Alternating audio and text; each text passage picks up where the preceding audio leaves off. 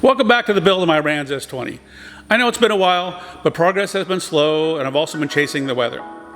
I left my last video saying, now I just need to figure out how I'm going to paint this thing. Well, that's what I've been doing for the last 6 months.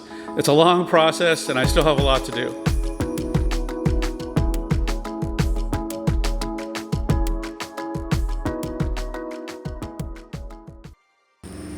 And on a little more serious note, I'm really starting to regret going with the fabric-covered S20 instead of the newer all-aluminum S21.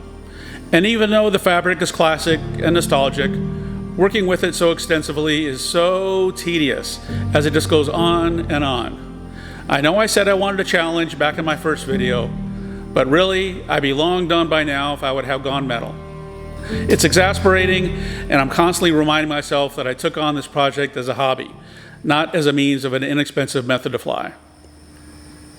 So now it's on to painting, which is turning out to be a beast of a project. I really don't have any experience painting something this extensive. Yeah, I've spent my life painting small items, from model airplanes with airbrush when I was a kid, to one-off small parts. I even made a few little paint booths over the years, but always painting from a can. This airplane will be my first in the big time, and I really wasn't looking forward to the process. I'm learning a lot, I'll give it that, but geez, this is tedious and taking a really long time. At this point, June 2026, I'd say I'm about halfway through the base color top coat. Let me show you how I got here. The first step in the painting process was to decide on a final paint scheme, which, in my head, begins with selecting the colors. I wanted a somewhat bright, jovial scheme with vibrant yet powerful colors, mixed with a touch of Caribbean vibe. My journey began on my vacation to Japan, where I hoped to gain some creative inspiration. It worked, as the Japanese aesthetic, as they say, of traditional philosophies combined with vibrant, hyper-modern subcultures provided the backdrop that I needed. A color combination is all about balance, like warm versus cool or bold versus subdued. And it took me a while, but I decided on teal and orange. This is a very popular combination in the visual design world and Hollywood. They are complementary on the color wheel and offer the highest value of contrast between any two colors. This combination is seen all over the place, from abstract advertisements to Disney uniforms and castles to even the tissue box. And also, as a tribute to my mother, teal was her favorite color. And no, they are not Miami Dolphins colors. In any case, they use aqua, not teal. Once I had the colors locked in, it was on to the next step, creating the overall scheme. So there I was in a coffee shop in Osaka, spread out with 3 view drawings and colored pencils. The ideas just started flowing once I had a goal in mind, and not only with the teal and orange, but also adding some reds and blues. But after a few of these 4 color schemes, I realized I just wouldn't have the patience to mask all these myself. Some paint schemes just require professionals. So let's go with a 2 color combination over a white base coat. There's a reason most airplanes are white. For anti-collision visibility reasons, the safety of white provides the highest contrast against the earth and sky. Once arriving back home, a couple more sessions helped me narrow in on the color combinations and shapes that would complement the lines of the airplane. During this process, I was also very cognizant of how I would lay out the patterns, trying to keep things like the cowling, wingtips, and accessory hatch covers a solid color. This will greatly ease the chore of masking trim colors.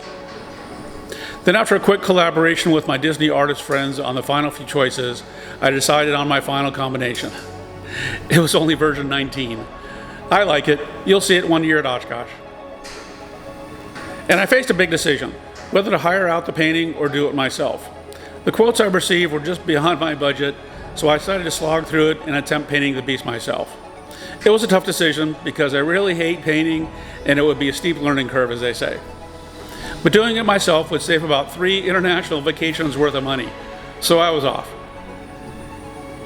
As I found out, big paint jobs like this require a lot of equipment, tools, and supplies. Luckily, winter was upon me in Dallas, so it being too cold to paint, I had a few months to finalize the design scheme and purchase all the equipment. It also provided plenty of time to research the specific techniques and compile a series of quick note cards. I know I had options for the paint, but I decided to continue with Stewart Systems. The water-based fabric system was easy to work with, and since the filler, primer, and paint is also water-based, it would be familiar and non-toxic. I also found the company to be easy to work with and always available if I had questions. and I had a lot of them. And of course, I couldn't just paint the plane out in the open. So building a paint booth in my hangar was a sizable project all in itself. Luckily, YouTube had plenty of good designs, so after plotting out the dimensions, it was off to Home Depot for lots of 2x4s, screws, and plastic. Clearing out space was the easy part. Then the frame went up, attaching it to as much of the hangar structure as I could. Since the wings were the first to be painted, I built the whole structure around them. They are both still encased in plastic wrap and mounted to rotisseries. I made sure to add additional beams across the top of the booth so I could hang components in the center. I was just by myself, so there were lots of clamps and climbing ladders. Thoroughly cleaning the floor inside the booth was important to get every last piece of dirt. The roof plastic went on first, then the sides, all secured with lots of staples. On one end, I mounted some HVAC filters for the air inlet. Then on the opposite end, toward the open hangar door, were additional filters and a big exhaust fan. This provided just enough airflow through the booth to prevent dust particles from settling onto the wet paint. I designed it so the exhaust end was easily removable for the big things, as well as being the entry point of the booth. This would keep the end of the booth where airflow enters as clean as possible.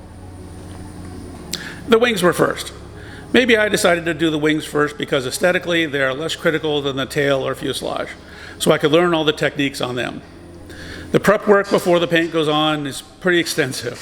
First I needed to clean the fabric, then I brushed on diluted EcoBond glue to fill all the exposed fabric. This keeps water from getting under the fill coats.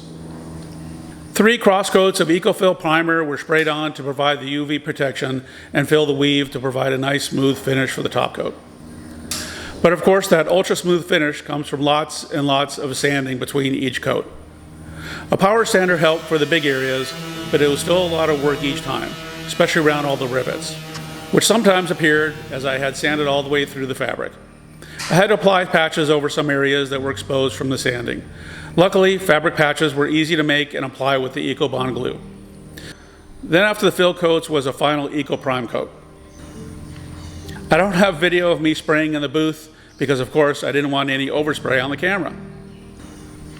This is how it starts, but along the way the bench gets messy pretty quickly. Of course, lots of protection and the requisite sacrificing of the shoes.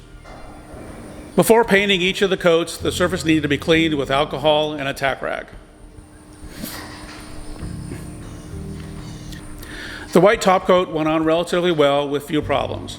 I had good coverage and good flow, even though the videos don't really show the nice finish.